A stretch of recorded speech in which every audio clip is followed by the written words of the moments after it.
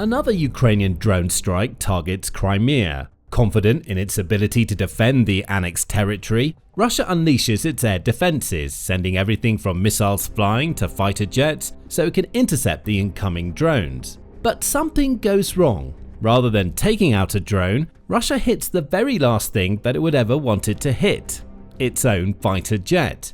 Russia tried to defend Crimea, only to blow up their own Su-30 jet right out of the sky. Russian military incompetence is laid bare as one of the country's most important aircraft is reduced to a flaming wreck by its own munitions. At least that's according to an October 17 report from the Kyiv Independent, which says that Russia tried and failed to prevent a Ukrainian drone strike on the Crimean Peninsula. In the panic of what was clearly a rushed defense, the outlet reports, Russia sent one of its Su-30 SM fighter jets into the skies, only to accidentally shoot that very jet down itself in all of the chaos. The claim comes from Dmytro Pletenchuk, who is the spokesperson for the Ukrainian Navy. The enemy likely shot down its own multi-role fighter while repelling a Ukrainian drone attack using air defense systems, Pletenchuk told the Kyiv Independent. And this doesn't appear to be a baseless speculation. Pletenchuk's claim is based on an intercepted radio transmission that appears to demonstrate exactly what happened over Crimea. The official Ukrainian Navy Telegram channel offers more information, with a post stating, Ukrainian Navy intelligence received radio intercepts about the ignition of 2 engines and the ejection of the crew of the Russian invaders' Su-30 SM aircraft, which was performing tasks in the northwestern part of the temporarily occupied Autonomous Republic of Crimea. There would be no reason for an ejection to be performed, especially during an active Ukrainian drone strike, unless the Su-30 SM was on its way down. Only Ukraine knows that it didn't hit the jet with any of its drones or missiles. If it had, the country's navy would have almost certainly made it public. So, there can only be 2 conclusions. Either the Su-30 SM suffered some sort of technical malfunction that forced its crew to eject, leaving the plane to crash. Or, as Ukraine's navy suggests, Russia just hit one of its own jets. It's likely that the enemy, while repelling the UAV attack with the use of air defense systems, shot down its own multi-role fighter, the Ukrainian Navy Telegram post states. So, Ukraine's navy and its navy spokesperson are saying the same thing. This is a humiliating event for Russia. But at least Russia managed to fend off Ukraine's drone assault, even if it lost one of its Su-30 SMs to friendly fire, right? Not according to Pletenchuk, who Euromaidan Press reports as saying, the Russians will have less fuel because another oil depot caught fire today. We hope our operations in Crimea continue at this pace.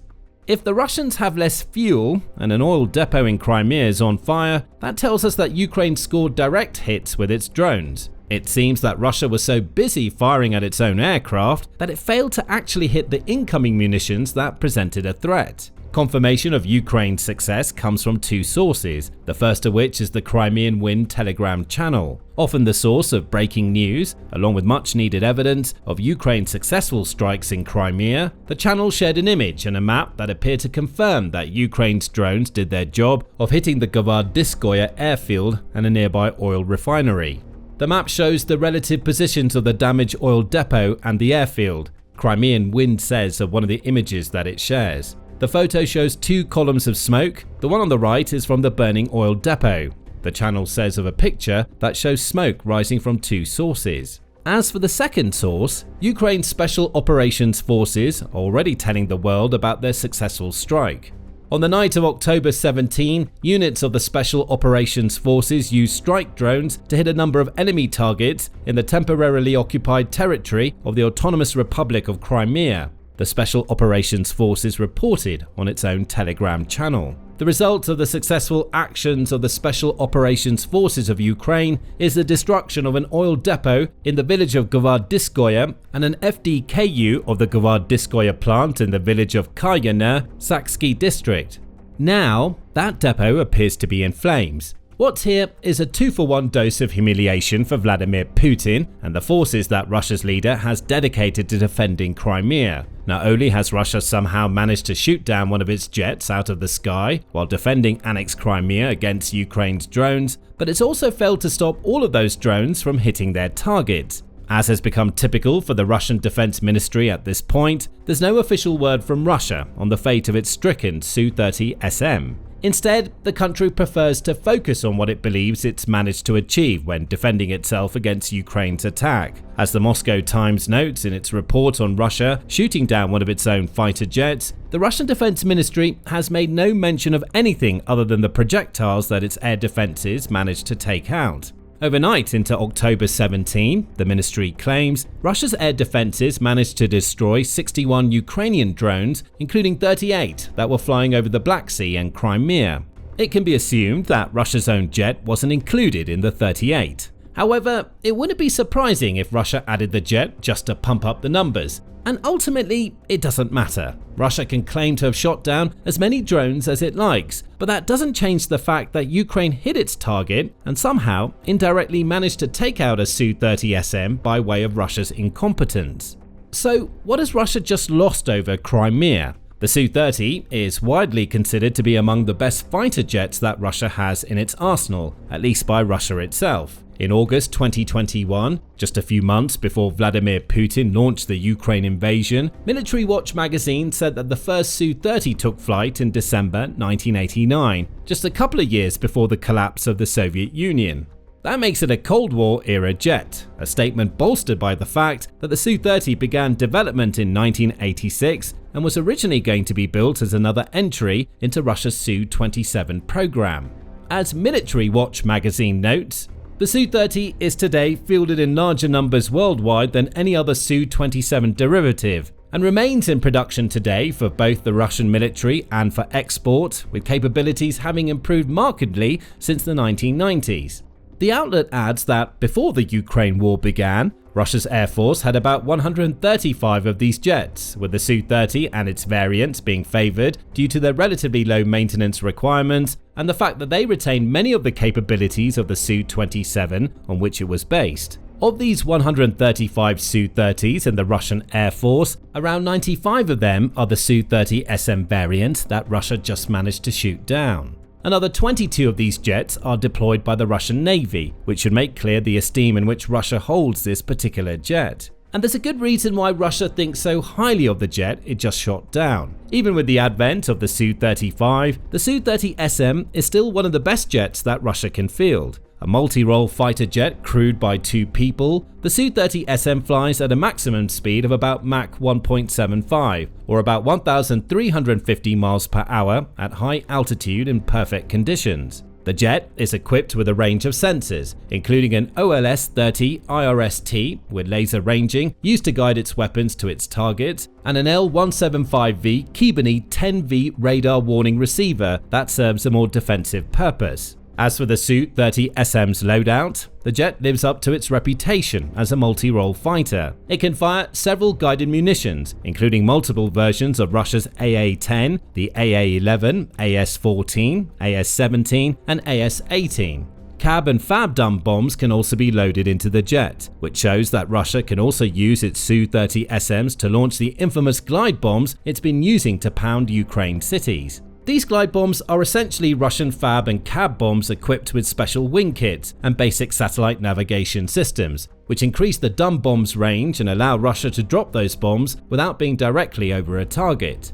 The idea is to ensure that the jet used to launch a glide bomb is at little risk of being shot down as possible.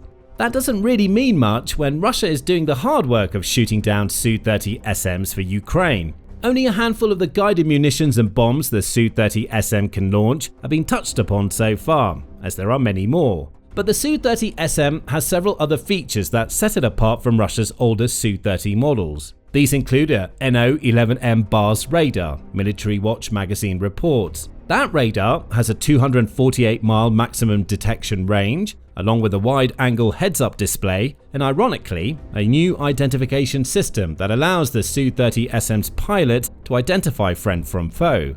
Perhaps Russia's air defense operators could have done with this radar on the night of October 17. Euromaidan press adds to the reasons why a Su-30SM is likely the last jet that Russia would have wanted to lose, especially to its own fire. The outlet notes that Russia uses these jets extensively to fire Kh-31P and Kh-58 anti-radiation missiles that are specifically designed to weaken a country's air defenses. The idea here is that the anti-radiation missiles target anything that emits a radio frequency, such as a radar system. The missiles then take out that system, ideally leaving the path clear for other munitions to cause serious damage elsewhere. Again, the Su-30SM's versatility is clear here. With one of these jets downed over Crimea, any future aerial assaults Russia hoped to launch from the peninsula may be less effective due to its not having the jet that fires anti-radiation missiles. Oh, and the cost? Euromaidan Press claims that a single Su-30SM sets Russia back $50 million. However, Military Watch magazine tempers that claim somewhat, as it reports that the Su-30SM likely cost the Russian Defense Ministry around $12 million, which suggests the $50 million figure is what Russia sells the jet for. Either way, that's millions of dollars Russia wouldn't have wanted to see go up in smoke at the best of times, never mind as a result of a mess up in its air defenses that will also have seen it spend money on the munitions it used to shoot its own jet down. Now, beyond the money, the loss of a Su-30SM will sting Russia because it's struggling to scale fighter jet production due to components and labor shortages. That's according to Newsweek, which reported on July 3rd that a shortage of skilled workers and required components has seriously hampered Russia's ability to build new warplanes. Normally, this would be a case of how a combination of Ukraine's flying sanctions and the West's traditional sanctions is paying off. But this time, Russia unwittingly unleashed a flying sanction of its own to destroy a much-needed multi-role fighter jet that it will likely be unable to replace. That doesn't mean Russia can't send another Su-30SM to Crimea. It means that Russia can't replenish the stockpiles of these jets as more are destroyed over time. As humiliating as all of this is for Russia and Putin, this must at least be an isolated incident. Surely Russia hasn't made a habit of destroying its own people and equipment with friendly fire incidents that could have been avoided. That isn't the case at all. As the Ukraine war heads closer to the conclusion of its fourth year, it's become clear that Russia has something of a penchant for hitting itself rather than its enemy. This pattern appears across all areas of the war, including at the basic infantry level. And sometimes friendly fire happens because Russian soldiers simply can't stand the conditions that their military places them in. At least, that's what appears to have happened to one Russian conscript who was based in Moscow's Naro-Fominsk military base. On October 17, Russia's state media reported that the conscript shot and killed one of Russia's contract soldiers before he took his own life. The Kyiv Independent reports that the Moscow military district claims that the soldier violated firearm handling rules, which led to the deaths. That's one way to say a Russian soldier fatally shot another Russian soldier before turning his gun on himself. While this particular case of friendly fire appears to have occurred because a Russian soldier cracked under the pressure of their job, there are many others that bear a much closer similarity to what happened to the Su-30SM over Crimea on October 17. Bombs, for example, seem to be one of Russia's favorite weapons for use against itself. In January 2024, Radio Free Europe, Radio Liberty reported that Russia had confirmed that its military accidentally bombed one of its own villages in southern Voronezh during a massive airstrike that was supposed to target Ukraine. Russia managed to do plenty of damage by hitting itself this time, damaging 6 buildings in the village of Petropavlovka, though at least managing not to kill any of its own civilians.